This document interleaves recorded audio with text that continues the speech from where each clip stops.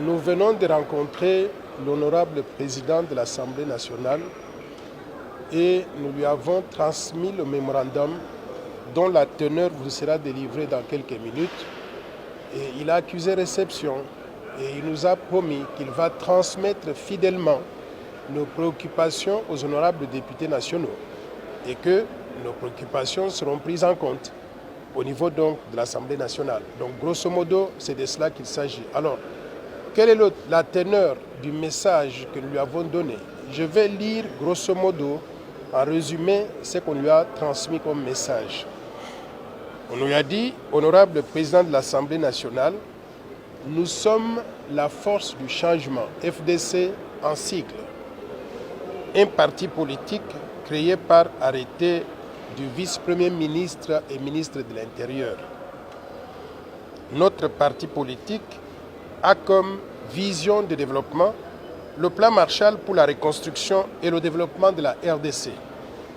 Nous militons pour la bonne gouvernance, l'état de droit, la lutte contre les antivaleurs telles que la corruption, le détournement des fonds publics, la prédation des ressources minières. Nous luttons aussi pour la démocratie, le patriotisme, la défense de la souveraineté nationale et de l'intégrité territoriale, le libéralisme économique avec une dose raisonnable de l'interventionnisme étatique et le développement économique et social avec équité. Et nous avons expliqué que par développement économique et social avec équité, nous entendons un développement économique qui profite à tous les Congolais et à toutes les Congolaises sans exception. Pas simplement des histoires qu'on nous présente donc dans les chiffres du cadre macroéconomique, mais nous voulons que ce développement économique se traduise par l'amélioration du vécu quotidien de la population congolaise.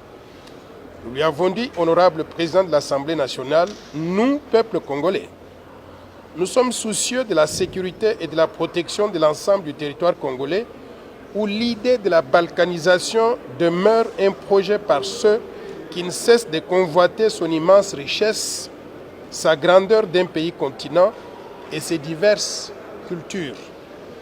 Nous sommes animés par le souci patriotique de voir la République démocratique du Congo rester dans ses frontières du 30 juin 1960, unie et indivisible.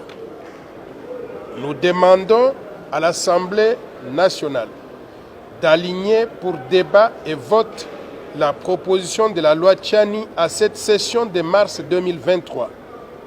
Cette loi protège le pays contre les infiltrations au sommet de l'État et dans certaines fonctions de souveraineté nationale.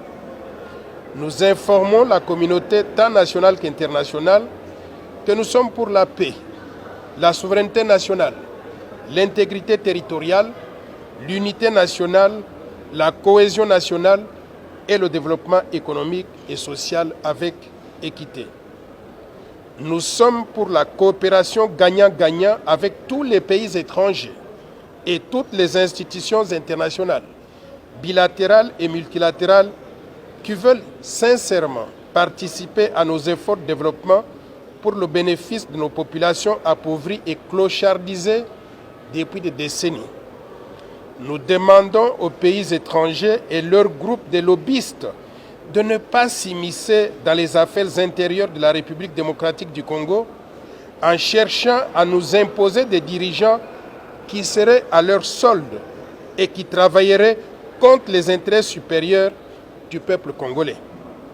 Nous disons non au tribalisme, au racisme, à la xénophobie et à la balkanisation planifiée de notre pays.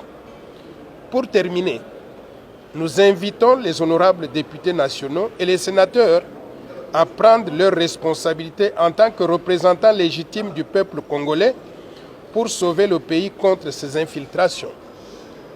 Nous demandons que nous puissions nous mobiliser tous pour défendre la terre de nos ancêtres en protégeant la souveraineté nationale et l'intégrité territoriale de la République démocratique du Congo.